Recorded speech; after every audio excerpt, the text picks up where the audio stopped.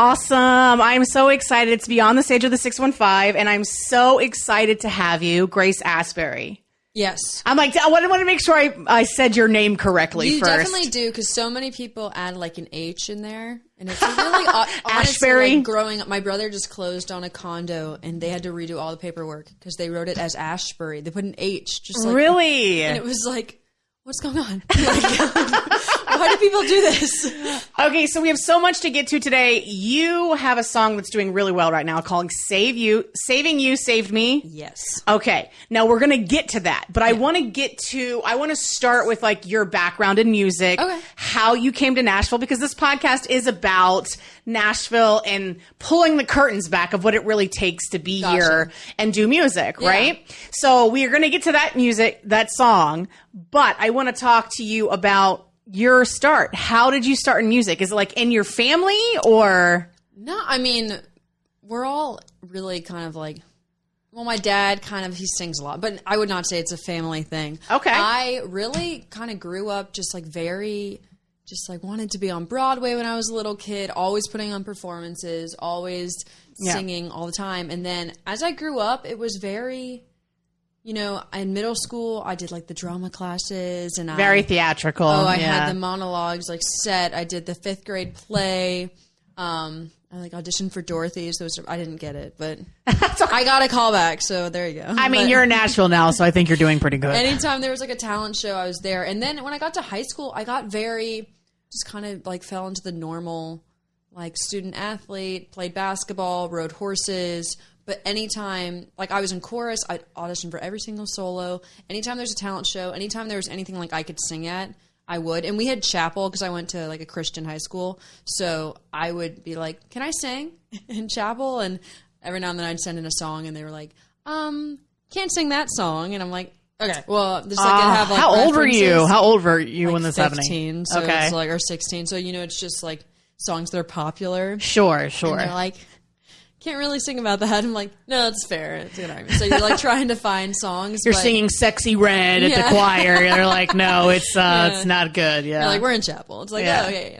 So I sang like Riptide was one of the ones that people loved and stuff like that. But I ended up, my dad actually came to watch me do this like open mic thing. Okay. And I was about 16 and my dad asked, or he saw, I sang Summertime Sadness by Lana Del Rey.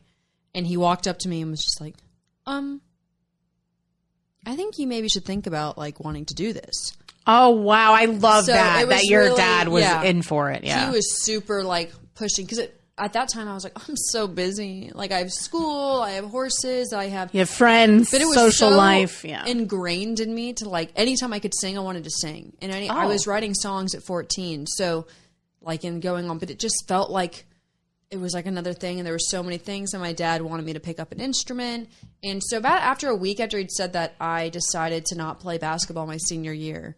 And I focused on just music.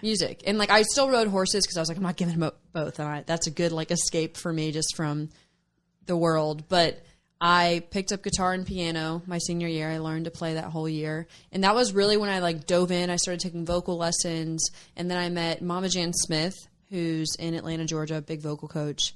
Got introduced to her, and really, I went to UGA, but I would come back every single week, do my vocal lessons, start working on all of that, and then it really just kept going, and I started like recording songs with her, and then we had this whole plan, and she became my manager, and she's a great woman, and my brother actually then ended up passing away in February.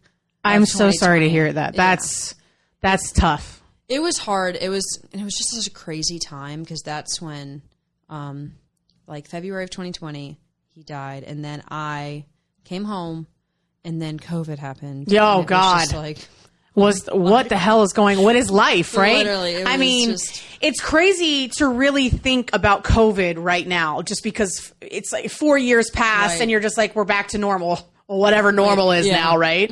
But I can only imagine, like, so you have something very traumatic happen, the loss of your brother. Yeah. And then you're like, is society collapsing? Yeah, you're like, because we just didn't know. Like, no one knew. Like, and there what was is like, going depending on? on where you lived, it was just like, is it that serious? Or like, I literally remember we went to the Bahamas because I ended up withdrawing from that semester of UGA before like everything shut down, right? Yeah. So, and then because it was like March when everything hit, and we were in the Bahamas like right before, and they were talking about it because it was like really big in China at that time. Yeah, I remember and I was that. like, yeah, this is never gonna happen. Yeah, we're and like, then whatever. we get home and like literally, if we didn't, a week after we had left, they like wouldn't let you leave the Bahamas if you were there. So we were like almost, I mean, not a horrible place to be trapped in, but like, but still, like, but I mean, yeah, because you imagine being trapped there for a year or whatever the like case is, not at home, right? I remember that because in February of 2020, I come for CRS, which is Country Radio Seminar in Nashville. I was living in Dallas at the time. Okay. And I remember exactly what you're talking about when they were in China, because that was before they put a mask mandate on flights. Yeah. And I remember talking to my friends. I'm like, should I wear a mask? And they were like, no. I know. And so we came to Nashville February 2020. I came back, and then like 2 weeks later, it shut down. And then, you know, we all know what happened after that. But I remember exactly. But talk to me about your emotional state of dealing with COVID and the loss of your brother, because a lot of times, not that I'm advertising anybody should do this. Yeah. But your life is busy. You have things going on. You have friends, you know, you're going out. But with COVID, you really kind of had to sit with those emotions. It was a lot. And it was hard because, like, it was all four of us. At that point, my oldest brother was home, and we were all, like, in a house together. We're all grieving very differently. Right, because everybody does. You know, one of my family members had a really hard time with alcoholism, and it just got, like, I mean, that just got bad. Skyrocketed. Well, yeah, because COVID, you could wake up and drink a beer at 9 a.m. And then no one's telling you nothing. My brother, it's just like the whole, and it was a lot. And it's funny because that year, I always say 21 was like the hardest year of my life, even though 20 was, because it was like kind of the aftermath of all that, and a lot of things had started coming to the surface, and I ended up having to do like CPR on my family member because of oh the my God, girl, is your whole album about all of this? A little bit. Oh like, God. It's very just, that's a lot. It was a lot, but it was like, you know, I'm someone who really just tries to like believe everything happens for a reason. There's a way, like, God shapes us for something. 100%. And, like, those years were very transformative for me, of just learning to control my emotions, to like know what's important in life. That was a big thing for me, because I feel like, especially in this world, like, you have to be really grounded and understand, like, there's going to be losses, there's going to be wins, but it's like the ups and the downs. You just got to be able to, and I know that my like worth in my life comes from like Jesus Christ, and then from the people I have around me at home. And it's not like, oh, if my song doesn't do well, like, then what? Like, oh, this is stupid, I shouldn't do this. It's like, I have a talent. I love doing this. It's so much fun. But like, I have great people around me. I have great family and friends. At the end of the day, the relationships I build is what like matters in my life. And I've just also been able to really regulate my emotions. Wow. I'm so proud of you. That's really amazing. And how can I add? Do you mind saying how old you are, or do you not want to do 26. that? Oh, you're so young.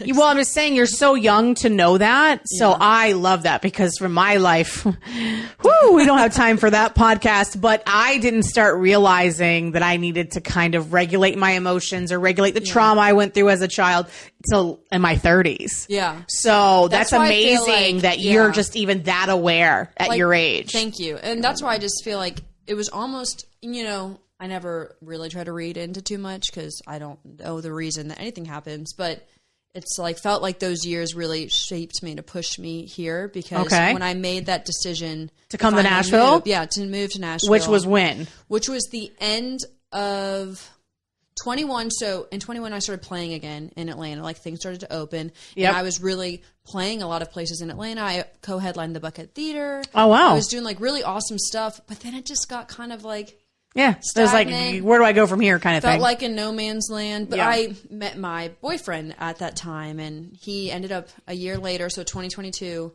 I had made the decision, like, I'm done with this like place. I love Atlanta, and I was too comfortable. Like, that's what I realized, that life was just, I'd gotten so like, this is fun, I enjoy this. And complacency. I was like, it's the killer of dreams. I kicked myself in the ass and was like, I'm too comfortable. Like, we need to do something. It's too stagnant. and I'm in a no man's land here. I need to get out and like, I'm a competitive person too, that I was like, I need people around me to push me and make me better. And so I told him, I was like, I'm moving to Nashville like at the top of 2023. And he packed his stuff up and moved with me. Good boyfriend. You're a good boyfriend. He's the best guy in the world. But yeah, so it's been. So you've only been here really a year. Well, going like almost 17 months. Yeah, you're almost at 2 years. Yeah. And that's amazing to know what you've accomplished in 2 years. I mean, have you ever heard that, Nashville's a 10-year town? Yeah. I've heard 5 year, and then I've heard 7 year, and then I've heard 10 year. 10-year town. I mean, TikTok's kind of semi-changed that. So I could see why people say 5 years. They would cut that in half now. But you got like Priscilla Block and Bailey Zimmerman that came off TikTok. Right. So the fact that you've only been here that long. So did you know anything? Obviously, everybody knows what Nashville is, but did you really know about how Nashville operated, the record labels, the music scene here? Did you know any of that before you came here? I kind of was fed a little bit of like, you're not going to like Nashville. Beware of Nashville. You're not because you're a Georgia girl. Yeah, and they're just like, you're not going to want to do co-writes and blah blah blah. Like, I don't think you're going to like it. It was very like fed this like you're going to hate it kind of mentality, and I just was like, who did that? Your friends? No, just like some music people I'd worked with in Atlanta. So I think they just didn't want me to. Well, yeah, Atlanta, I feel like hates Nashville because Nashville is what it is. Yeah. I mean, it's the Southern LA now. Yeah. Very true. Yeah. Mm-hmm. But so I had like been back and forth a little bit when I was still in Atlanta, but I'd never, until you're here, I feel like you don't get 100%. But I will say, like, I think had an extremely blessed, like, experience so far compared to like what I've heard from other people, and I've had a few writes that were like either I just wouldn't want to write with them again because we didn't mesh, like super nice people, but I've only had like 2 experiences where I was like, get me out of this room. Was it anybody big? No, okay, luckily it wasn't like they were just major writer. Yeah. And one time it was just the only time where I've really been like, I hate this was this one guy that I wrote with who I just like felt like he didn't want to be there, and it kind of felt like he didn't love writing for a girl. Sorry. Good. You're so Sorry, good. that's the good thing. Do you think it's because you were female? I was trying not to read into it like that. But it definitely gave you those vibes. It gave you those vibes. One of my other guy friends was in the right with me, and he was like, that guy's a prick. Like, he did not like it. But other than that, like, I've loved co-writing, especially when you start to find, like, the people you really mesh with and, like, love. Like, I've built some great relationships so far, and I've gotten, like, to write with some incredible writers that it's like, how am I in this room? And then writing with them again, and they're like, I really want to be a part of you. And it's like, you just wrote like all of Jelly Roll singles, and now you want to write for me. It's like, I love this. I love that for you, and that's amazing that you've accomplished that in 2 years, because that really is. I really hope you know that is an awesome deal. But that really is the magic of Nashville. Yeah. Is that, like you said, you're like, you just wrote Jelly Roll's album, and you want to write with me. And I love that. And another thing that happens is when you go out, too, and I know you go out and perform, but just like when you're at a bar, I mean, Red Door, shout out Red Door, it's my favorite in Nashville. But you'll be talking to somebody and you have no idea who they are, and they're a Grammy award-winning producer, sound engineer, whatever they are. You just don't even know. Yeah. And I just think that's really what the magic. So that's amazing that you've been able to get in these rooms. Yeah. And how does that really make you feel, like that you've been able to accomplish that in 2 years here in Nashville? It's funny because my dad is the best at like helping me take a step back and look at all I've accomplished. Because I feel like as an artist, maybe other artists can, and even songwriters can probably relate to this feeling of like, you feel like things aren't moving fast enough, and you're just like, I can relate to that as a radio person and podcast. Yeah, I bet. And it's just like, you get so close to something that you're like, like it's not like I don't have enough followers. You're like, you're just there. Yeah. And then my dad's always like, I want you to take a step back and just think about this past year. Think about all the people you've met, all the people you've written with, the connections, the like increase of stuff like that you've had. And it really does. My dad loves to tell me to like write things down because it will help me like look at it and be like, oh, wow. Like I have done a lot. So much. Yeah. And it's honestly, it's funny when I do that. I'm like, it's kind of surreal of like, wow, I have accomplished so much and done so much. But it's at the same time, I'm like, I've worked really hard and I've 100%. It doesn't come without the hard work for sure. And I want, like, you know, I get in these rooms and I prove that I deserve to be there. Like sometimes I walk in and they might go, this girl's been here 4 months. Like, why? I've had a couple rights where I feel like that. They're like, how'd she get in this room? Like, how is... Oh, they give you that. Yeah, and they're like, so you've only been here... And I'm like, yeah, but then it's like, yeah, but like, I'm good. Like, yeah, so... but like, wait till you see my skills. Right, let my skills speak. It doesn't matter. Yeah. Yeah. And then they're like, what's your number? You want to write again? And yeah, you're like... And then their attitude changes because they can see... I just have to prove, like, that I belong here and that I deserve to be here. And it's... I'm really proving it to myself more than anything. But... And, like, sometimes you don't mess with people, and that's fine. And that's okay. That's okay. It happens. Like the people that write sometimes for like maybe Morgan or like certain people, it's like, we just don't have the same type of songs. And maybe you could duel it perfectly and like you can write for me and them. But it's like sometimes there's certain people that write a certain way that it's like, I just don't write like that. And then that's that. It's nothing like no ill will. But I think that's the one thing that's cool with this town. There's so many people that you're going to find your little like group of people that like, and then that's your crew. Yeah. And then that's your crew. So talk about how did you get in a room with Dalton Dover for Saving You Save Me? Like, how did that come about? I give that like hats off to my manager. He just like, I have this idea. That's what he told me. He goes, I have an idea that you should do a duet with a guy and like, we're going to figure it out. And I was like, all right. Like, you figure it out. And he came to Nashville and he like gave me 5 guys' names. But I was like, I had never heard of Dalton before. Okay. Also, so let's rewind a little bit. I jumped a little ahead because technically you don't do country music, right? You do pop music? No, I do country music. Okay, you do. Yeah.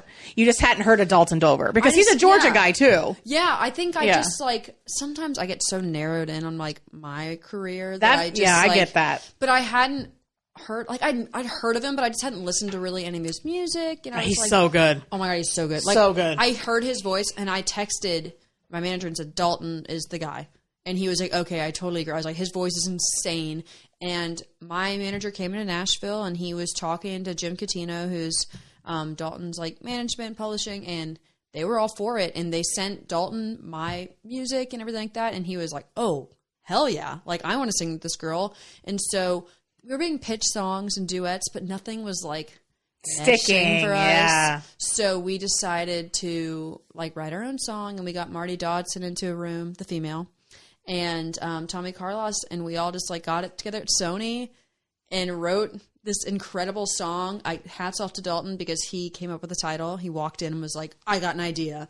Saving You Saved Me. And I was like, okay, I like it. Say more. And then, you know, we had incredible writers in the room with us to come with this amazing song that we put together. And it was really just like our voices sounded so good together. And I was truly honored that he wanted to be a part of it because he didn't have to, you know, like he's in a different phase of this career than I am. And he wanted to, out of like, just like the wanting to be with me on it. It wasn't even like, we didn't pay him, you know, he didn't like, he just like wanted to be a part of this. And it was I love that. Amazing. And he's incredible. And if you don't know him, get to know Google him. Right. He's ridiculous. 100%. He's so good. Yeah.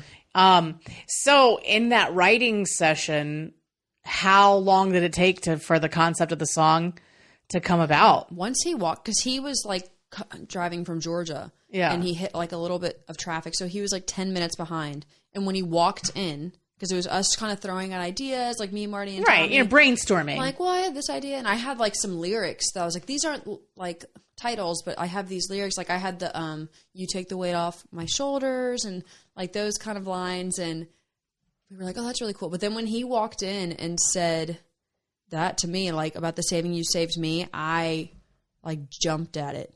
And we all were like, that's really cool. And he was so, like, if you've met Dalton, he's got this just, like, energy that's, like, captivating. And he's great vibes all around. And he was so energized and pumped about it. And it probably took, like, an hour.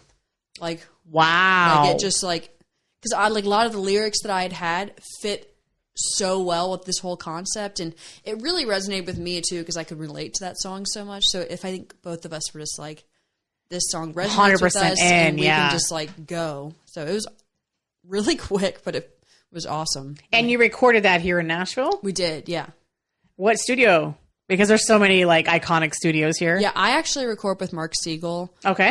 So I just did my vocals and everything at his house, and then Dalton did them with his, and like Mark just got all the players and made it, and it was amazing. It made this magic, Saving You, Saved Me. And so tell us a little bit of the journey of that song, because I know it's doing well, but everybody may not necessarily know like how a journey of a song starts and how it gaining traction. Right. So what did you guys do? When did you actually release the song, like the actual date, and like talk about that journey? Yeah, so I want to say the date was August 9th. That was the day we released it, and we did some like promo going up, and then me and Dalton just like posted all about it. We had some influencers come on to do like some campaigns with it on like TikTok and TikTok, Instagram, just to like get it in. But my algorithm like just started to pick up that song and loved it. And it's honestly, I actually had a song before that, my single before that actually started to shift the TikTok algorithm for me. People just really resonated with Settling In, my single before, especially on TikTok.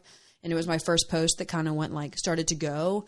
And then when I came with this song, people were just like, oh my God, I love this song so much. And it just really just started to build on TikTok like huge. I would say that's where a lot of our like listeners and streams came from. And then after that, like we did a couple more like marquee things and stuff like that. But like there hasn't been like this crazy ad spend or anything. It's really just that song has connected with people so much on TikTok and like on Instagram that it's just kind of started to like have to really take off. And like of course everyone does their like campaigns and stuff like that, but it's been really, really, really cool to see like people resonate so much. And it's not like a gimmicky song, which I really love, because like I had talk about it. I had a gimmicky song that I think everybody does started to do okay on TikTok. Like it's kind of started to help push, and it was called Ride a Horse, and it was we wrote it on like the off, like instead of like, you know,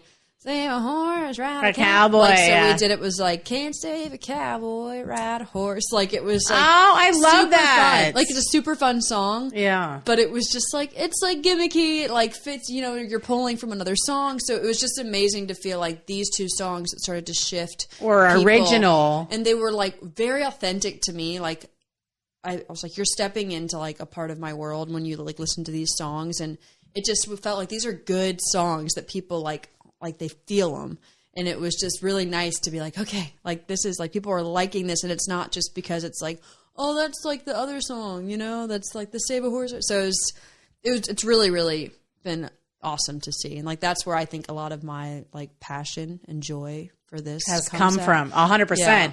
Now I want to talk about this, touch about this, because I think this happens a lot in Nashville and really all formats and genres of music when you're talking about the gimmick, right? The radio hit where, you know, I feel like, and you can correct me if I'm wrong because I'm not an artist, but like I said, in any genre of music, a lot of times people's first album is the gimmick total. Yeah. Because they're trying to get radio hits, they want spins, and then you really get into that second album, and then it becomes like, oh, that's like authentically the artist. Now, do you feel that way? Does that happen? I mean, you were kind of talking about it with singles, because I know albums aren't so much like they were in the 90s now. Now it's all about the single game. But do you feel that you have to do that, or like talk about that a little bit? I feel like it's starting to lean away from that a little bit. I feel like it was really, you know, we'd hear song time 100%, again. Yeah. And now it just feels like it's starting to like get more, like fans are wanting more like the person, and they're wanting like you have to be, because the thing is you can have a radio hit, you can have like a gimmicky song, but like where do you go after that? People to you, because after like, that, the way to build a brand and a career is like, which I'm like trying to figure this out and like really keep people is like they want to love you and like who you are. So me coming up with a gimmicky song, it's like, oh, this is fun, but like it doesn't step into my world, and like you're not like I always bring up like a Taylor Swift example. Is like people feel like they like are her friend. And they're like, oh my God, like she and Joe broke up, because it's like, you don't know her. Like, but she makes them feel like they know her whole life and who she is. And that's what really good artists do. And it's like, obviously they're another level. Like she's a mega star, but it's just, it's finding those songs. And I really love the people around me and my team and my manager, because he's not about that. Like, he's like, yes, that song. Like, when you write a song that could be a radio hit that also resonates with, like, you and who you are, that's amazing. Sure. But he's not about the whole, like, well, we just need to write this because it's gimmicky and, like, it will get on radio. He's like, no, we want people to connect with you. And, like, what are you trying to say? What's your message to the world? And it's just been really refreshing because it's not, like, no, I don't feel forced to be in this, like, box of, like, well, we have to write what, because he's funny because he's actually from, like, the pop, like, hip hop side world. So really? Like, the country okay. space, like, he's like, it's funny, like, the amount of meetings he's had where they're like, no, it's just all radio you got to write radio singles. And he's like, okay. Like, he's like, he's like, I don't know. I feel like if you have a good song and you can find the way to, like, market it and people love you, like, he's like, once you have an audience, nobody can take that away from you except yourself. He was like, no one can, like, make your fans go away. Like, people are going to start loving you because they love you. And, like, that's what we want to tap in is, like, people want to love me. Yeah. Know? Well, I think in the age of TikTok, for sure, everything's about authenticity. The question for you, I think, is, I think that's great. Your manager is awesome. Yeah. A country, I will say, being on the radio side, I came from hip hop, well, top 40 pop. And then I got into country radio years into my career. The one thing that I love about country artists is they love country radio. I love the country radio. Yeah, but so I see why they're like, oh, you got to have a radio hit. So I get that, but it's like, it's a catch-22. And I think that it is changing a little bit, right? Like you said, there's an audience. So what is your goal? Do you want to be signed by one of these record labels? Is that changing, do you think, in Nashville? Do you think in this day and age you really need a label? Or is that the goal for you? You know, that's a hard question for me to answer right now because it's such, like, an independent stage. It's like, I know when you walk into those, you want leverage. Yeah. Like, you don't want to feel like... Because it's like right now, it's like if they saw a lot of talent in me, it's like, oh, that's amazing. But I also don't want to, like, be giving up every part of me because I don't really have enough to my name to, like, own enough of it. You know, like, you want to walk in there and be like, I have all these fans and I built this. And, you know, which is you want to have enough leverage to, like, you can say no. Like, I'm not desperate to just sign on the dotted line. Yeah, right? just because obviously I think labels are extremely beneficial when it comes to, you know, radio, for example. Because I think Saving You Saved Me could be a huge radio song. Oh, my God. It should absolutely be. Radio songs, like, I don't mean, like, because, like, there's a lot of amazing songs that are radio songs. Yes, I know exactly. I know what you're talking about. You know what I mean? But it's just, I think labels are obviously, because, like, radio's a lot of money. Like, there's a lot of money that they push and, like, they invest in you. So it's like, yes, they can be extremely beneficial. I just want to feel like I'm at a place, if that day comes along and, like, someone that I'm in a place where I'm like, it's a fair deal and I don't feel like I'm, like, just giving myself away. And, like, I just want to have a lot under me to be like, I've built this on my own. And, you know, I have these people that follow me because they love me and my music. So I love that. I just have to say, like, not really knowing a lot about you personally, just the way you're conducting yourself at your age and how smart you are, that's really amazing, that answer you just gave. It really is. Appreciate it. Because, you know what I mean? Everybody's like, oh, I got to get signed. I got to do this. And yes, those things will come. Right. And I think that you are being very smart, that you're trying to leverage your own audience, essentially, right? Because that's what you're doing. And I think that's awesome that you even are aware of that. Yeah. I mean, I've been very fortunate to have even just, like, connections that we've somehow came across of people that used to be in the Nashville music business. And they've just been very quick to tell me and just be like, don't jump at the first opportunity you get when it comes to, like, signing something or with a publishing company or a label, just because he's like, a lot of people will go. I've had a lot of people will go and they like, oh my God, I finally got a deal, and they'll just take it. And it's like, there might be a better deal. Like, oh, 100%. 6 months later, I mean, there's so many stories. That's why I want to do this podcast, because there's so many stories. I have a great group you should look into. They're rock. They're not country. The infamous Her. Okay. And my friend that was supposed to come run the cameras today, who's not here, so shout out to you, Trent.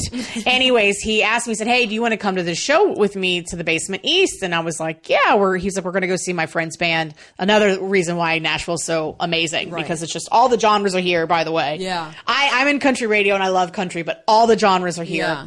And I was like, okay, yeah. And so it's Infamous Her. It's a woman lead singer. And the talent of this woman, I was just like so blown away. And so this is my friend's friend. So I went up and met her after the show, and I'm going to have her on the podcast as well. But to just give you a brief synopsis, I was like, well, what's your story? Because I love people's stories and journeys. And she basically said she got signed. And then, the record labels, if you're signed, we'll put this to country. You're on a label, that's amazing. Mm-hmm. But if you're on the same label as Luke Bryan, guess who they're pushing? Right. They're pushing Luke Bryan, not you. I mean, you're signed, you're there, but all of the attention's going. And so she was like, I got signed and it didn't do anything for me. Mm-hmm. And I was like, stop right there, because I want to react to the story when I hear it for the first time on the podcast. Anyway, but there's so many of those stories in Nashville that you get signed or whatever the story is, they're all different. But I mean, just because you get signed, it doesn't necessarily mean it is going to be the best stairway to success for you. Yeah. You know what I mean? And it's been hard. I mean, I've had a lot of friends struggle with this being here. Like, they get annoyed because people will get signed out of state. And they'll get signed. We've all been told you have to be in Nashville. You have to, which I love Nashville. I think it's the best decision I've made in my life moving here. Well, everybody's here. Yeah. Yeah. And it's just, I've met so many people. There's just like so many amazing things have happened in my life. It's honestly one of the most beneficial things I've done. But like, I understand the frustration when it's like this artist who doesn't live here, has never lived here, but they have so much traction that labels are like, get them because they want to make money off of them because they're doing really well. So it's like, all power to them because they built their career in a brand where it's in a place that labels want. But I get, like, I've had friends, I'm like, I think it's just the name of the game, It is. I was like, don't be upset that, like, I know you're here and you moved here, but would you have had a fan base home, at home? It's like they built a fan base. And so it's just, but that's what I mean when I'm talking about leverage. It's like those people have leverage because they're like, I don't need you. Like, I've done this, but now it's like, what can you help me with? And then they're like, well, we can make it so much bigger and get you on these tours and blah. And it's like, okay, cool. And they've already built this crazy following. So, that's what, like, I'm always like, all power to them because they've built it. I mean, Cody Johnson did that for he's a great example who wouldn't sign with Warner. I'm not signing with Warner. And then finally when he was like, I'm playing the Houston Rodeo on my own, and then finally him and Warner worked out a deal that made sense for him, and he goes, I'm living in Texas. I don't want to live in Nashville. And he's a complete Texas boy. Oh yeah, for sure. Now that's interesting. All that stuff you said is 100% true. The funny thing is a lot of my friends that are musicians, I have friends that are musicians on all levels, meaning some of them that just play on Broadway, some of them that are on tour with major artists. But the question is, the musicians that make it here are never here. Yeah. Well, because they're on tour. Yeah, they come home for 2 days and then they're back on the bus. Yeah. So the interesting thing is you live in Nashville, but are you really here? But my question to you is, what is your opinion? Are you playing on Broadway already? I'm not. Have you? I've done some of the rounds that have writers rounds. Yeah, but I have not played in any bars. So what is your opinion on playing on Broadway for a musician, for any musician? For you, it doesn't necessarily have to be just for you, but for any musician. For me, if I could avoid it, I would like to. Okay. I know a lot of people that feel that way. They refuse because they say it's a dark hole. You'll never get off Broadway. I've been told, and that's funny. Like when I moved here, I had a guy tell me, he said, if I ever hear your voice on Broadway, I'm going to walk in and rip you off the stage. And I was like, interesting. So I know there's some people who make a killing on Broadway, especially players. And you can make money. Yeah, no. There's you can definitely make a living. I think we're in my problem with Broadway. It's cover songs. And I don't see the benefit, with the exception of maybe learning to work a crowd. Yeah.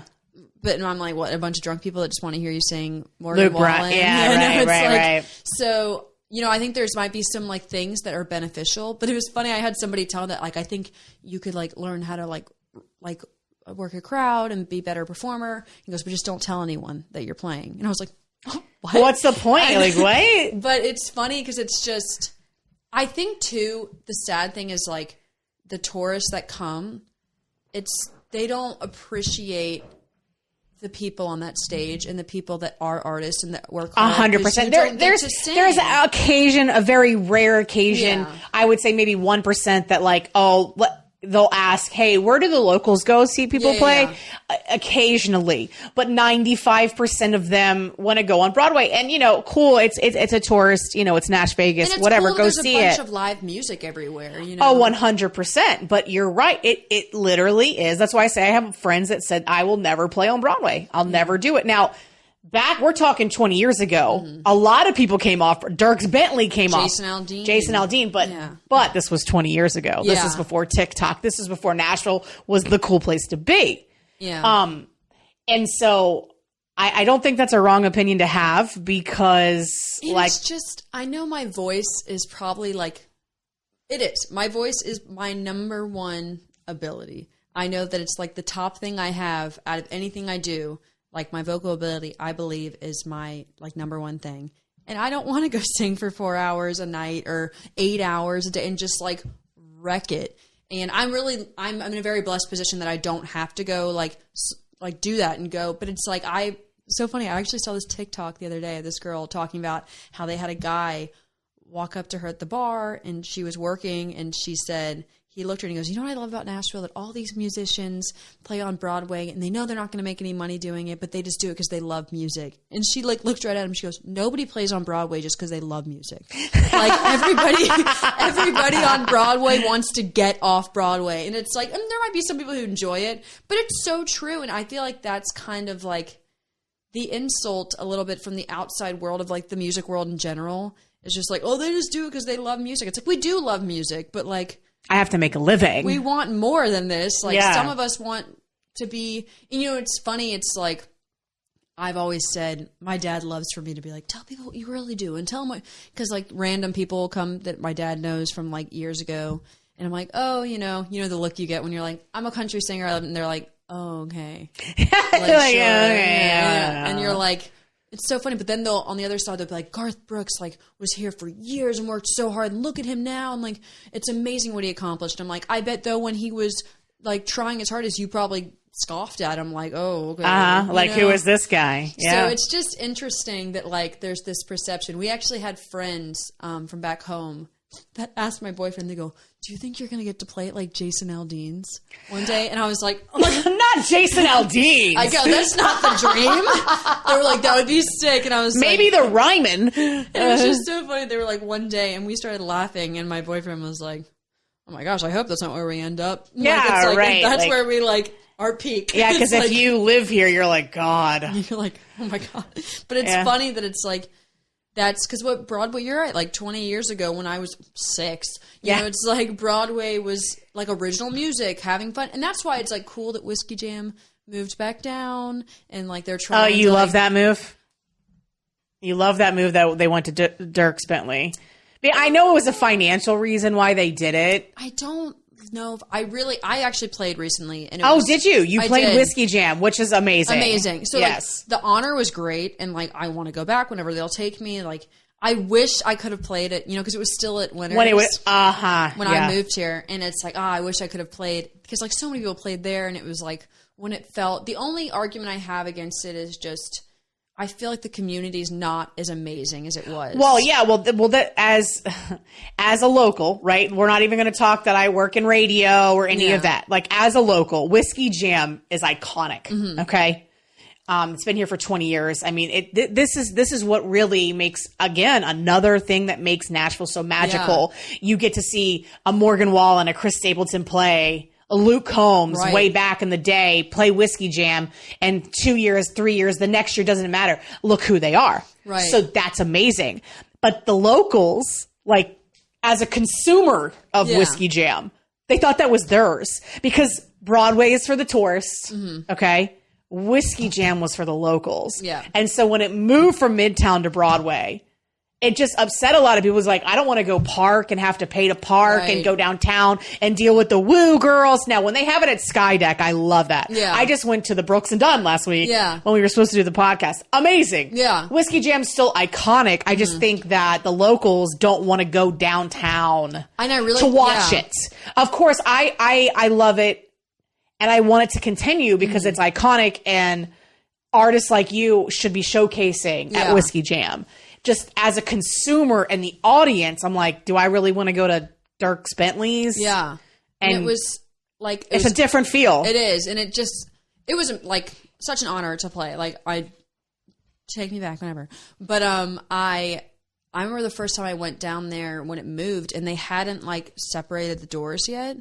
Yeah, and trying to get in was like it was like a Thursday, and it was just like this sucks. Like it's like there's no, and now like when I played, it was like Whiskey Jam door or like regular bar door, so that was nice because it was like, oh, okay, you're just going to Whiskey Jam, right? But it was just. It's a different feel. It's a different feel. And I think what I loved about the original Whiskey Jam was like, yeah, it was like local, so many songwriters, so many people. You just felt like you're meeting all the people in the community. And it is. I think it's like made people, unless there's like a bigger name playing, it's made people like not want to go down as much because of all the like hassle of Broadway. And it's like, we don't want to be here. Like, yeah. And they did it for financial reasons. I know that, but I definitely, but it's still an honor to play. 100%. Yeah. It's always going to be an honor to play Whiskey Jam because it's Whiskey Jam. Yeah. And it's, been going on for 20 years, I believe, to give or take a couple years, if I'm wrong on the years. But like it definitely felt like the locals felt a little like, oh, yeah, like, another one. You're taking this from us, even though obviously it wasn't ours. So many rounds are moving to Broadway. Really? There's a ton of rounds on. Like I have like a few coming up that are like all on Broadway or right like off of it. And I think it's because they started to like take out to Mumbrian Street a little bit. Like luckily the Live Oak moved down. But it's interesting to me like how many rounds have been moved to Broadway. I was very surprised by that. But I know I had a round down there recently. Like it was at Big Jimmy's. That's like right off Broadway. Mm-hmm. And these two guys came in very drunk. They did not know what was going on. And they like were screaming at us. And like we were like, oh my gosh, like what's happening right now? And they asked us to like play 2 more songs. And we were the last group, and I was like, we can do that. But it was funny because we'd all like unplugged and we were getting off, and he's like, no, like give us like more music. And then we were like, he's like, oh, and I'm like, okay. And we all were just kind of like, okay, like we'll play 1 more song each. And I like looked at him right in the mic. I go, if you leave, I swear to God. Like I was like, I will fight you. I will fight you. You made me plug my guitar back in, you asshole. Like, we all just sang 5 songs, and now we're like, okay, I guess we'll sing like 1 more. And it was like he actually tipped us very, very nicely, which was super nice. But it was just funny because I was like, and the guy was like, yeah, you're not allowed to leave, because I'm like, I will like lose my mind if this guy walks out the door. But it was a fun night. But it was just funny because I don't think. They like sometimes on Broadway they're just like, what's going on? What's with these like singers singing like this sad song? What's happening? Like, and you're like, you came to Nashville. Yeah. Okay, like, come on, man. This is what we're built off. But it's like I kind of respect the fact that rounds are trying to do that, to be on, because it's like, it is nice to like sing like real music on Broadway, which is what it used to be. And not that the other songs aren't real, it's just not their music, Right. It's like it's just I don't want to sing Morgan Wallen songs or even Lainey Wilson. I love Lainey Wilson. Right. She's amazing. They're all amazing. I love Morgan Wallen. I love all of them. But I can imagine, like, you're like, I'm an artist. Like, this is her song, I want to sing what I creatively want to express. Yeah, and I want people to love it. Yeah. And, okay, so the next question is, with that being said. Yeah. People on Broadway, people not on Broadway, it doesn't matter. Nashville's so competitive. Mm-hmm. Everybody. I mean, I remember, this is the second time I've lived in this town. Okay. Because it's like, I just can't get away. I love Nashville, right? And I went to Texas, and Texas is a whole nother country scene. The red dirt country scene is a whole nother thing. But there's something about Nashville that just, I love the creative juices. It's just, I love being around it. Yeah. But everybody... I remember when I first came here on Broadway, and I remember thinking every single person that I heard, and again, they're just doing covers. I hadn't heard the original music. I said, every single one of these people should be on the radio. Mm-hmm. Every single one of them. The reality is that's not going to happen. Yeah. Does that put any pressure on you, just knowing how much competition is here? Because literally the musicians, sound engineers, every part of the record business, being an artist, everybody comes here. Yeah. Right? So does that put a little bit more pressure on you, or does that not bother you at all? That there's so much talent here? I don't think I let that get to me. I believe that I have something to offer that other people don't. I have something unique. That's how I try to take it. Like, because I think there's so many talented people. I've been on stages next to people that I'm like, woo, you can sing, or that was like yes, girl song. Like, get it. But I never feel like when I get on a stage next to somebody, I'm never like, I got to be better than you. It's more of just like, I'm different. I have my own sound, my own voice. But again, like, I think we've all learned in an artist, like, if you don't know this, like, you got to know this. Like, your talent is not the end all be all. There's so many talented people. Oh, I love that. Keep going. But Keep preaching. So many talented, like, you can find them all over this town. Like, it's insane. Yes. And that's like one thing. It's like, we've also seen so many people, not like in the country space exactly, but like some, but all over the music industry that you're like, how on earth is this person crushing Don't it? get me started. I relate a lot to artists. Yeah. Because I'm on the other side. Because Right. radio is my passion. I like to talk, obviously.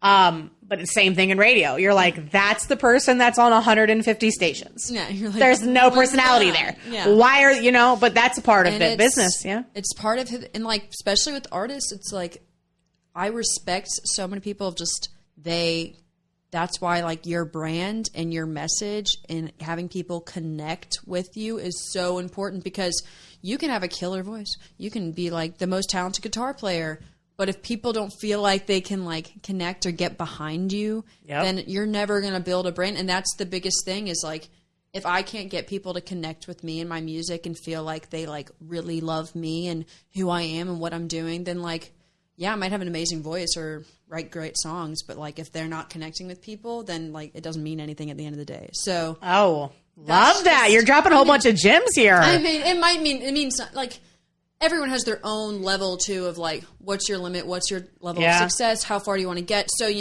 I have a best friend who's music. She's kind of rock. And me and her, our visions for like what we want to career is so different, which is totally cool. Like she doesn't want to be on huge stages. I do. Like my dream is to have thousands of people singing a song back to me that I wrote because it connected with them. And like it's funny because that's the place where, we call it like phase 2 in my career, but like we're really like narrowing in on like what's this message, because we're doing an EP. What's the whole theme around this? Like, how are we going to market it? And like my manager keeps pushing me like, you need to post more like about you and who you are.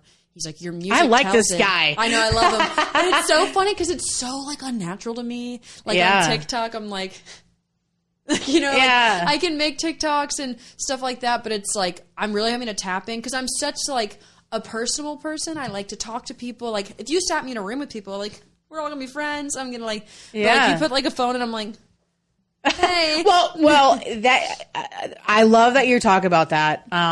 I feel very much the same exact way. Yeah. When I meet people love me because I can talk to anybody about anything. But radio, when I do my Life with Lindsay radio show, it's just me. Yeah. And I'm very good at it, but I'm talking into a microphone. To like yourself. And no one, a lot of people can be listening at a time, but they're not sitting in the room. And that's why I want to do a show with other people. That'd be cool. But like, because it's always good to bounce, like we're bouncing things off. We can react to each other. You can do those things. But it's very similar to doing TikToks the same way. I had someone tell me, they're like, Lindsay, you have such a great personality. It doesn't really come across on social media.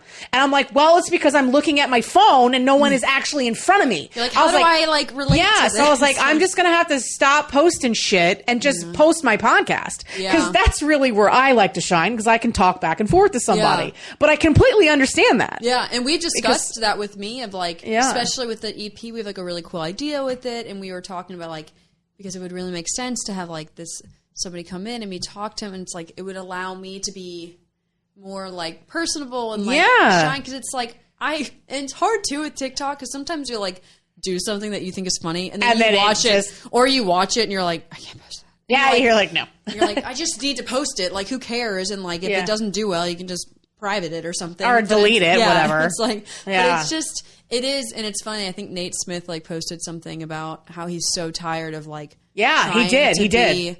Like, beat the algorithm or like, he's like, be cool. I'm creative. Like, I just want to create. Our music should speak for us, but it's just like, we don't live in that world anymore, man. Like, we don't live in this world where it's like your music is just, you get to a level where it's like, your music tells a story. And that's why, like, with my songs, I really want them to be very authentic to me and fit into my life, where I don't feel like I'm like talking about something that I don't like relate to. With. Yeah, right. I want it to be like every song I put out, which is like this EP that we're writing, every song comes from like you're stepping into my life. Like this song came from an experience, a moment of my life where I felt like this, and like, or where this happened. And because I want people to feel like they listen to my songs and they're like, this is Grace.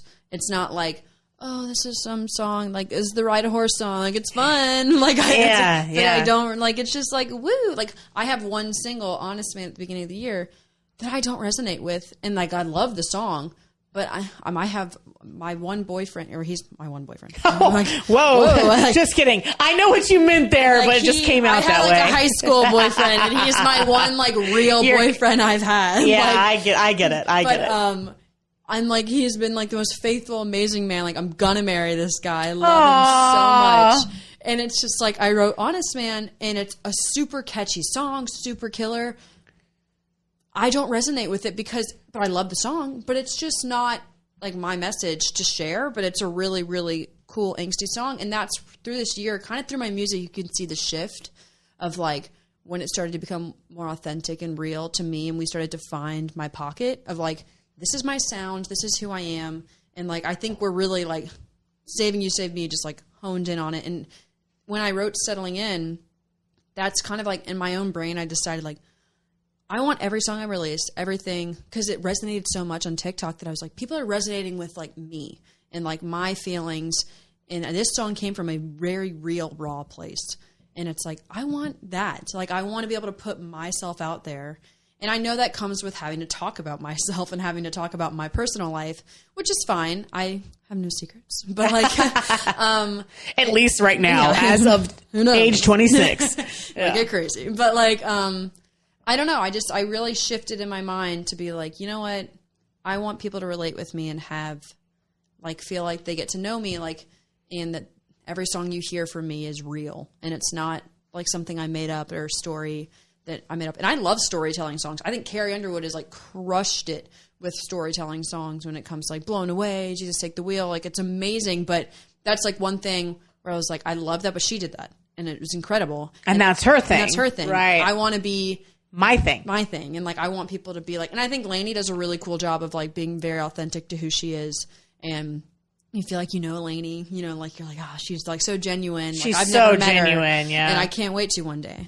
I'm putting it out there in the world. You're putting it out into the world. So that's like with this EP that we're going to release next year, it's like, it's me. And like the songs are my life and moments of like, that I think a lot of people will relate to, but not only like, will they relate to it, they'll like get a piece of me, you know?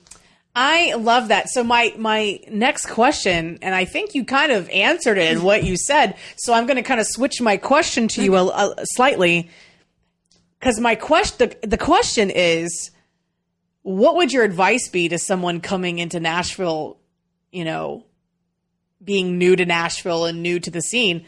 I feel like I'm going to let you answer, obviously, but I feel like you kind of just answered it, being authentic to yourself and really sticking to that no matter what. I think that's such great advice. But if someone was like looking up to you and saying, hey, like, I'm thinking about moving to Nashville, you know, this is my dream. Like, what would your advice to them be? I mean, I think it's kind of what I've been told and what I've held. I've been very strong in who I am since a very young age. My advice would be stay authentic to who you are and the message that you want to put out to the world, but also don't be afraid of change. Because I came into Nashville saying, I'm a Southern rock artist. That's who I am. Okay. Because I love Chris Stapleton. I can sing that stuff. And then I started to co-write and really like get into this world. Hone your skills. Yeah. I started realizing like, yeah, I can sing it, but is it me? Like, is it my sound? And I think it was a sound I liked.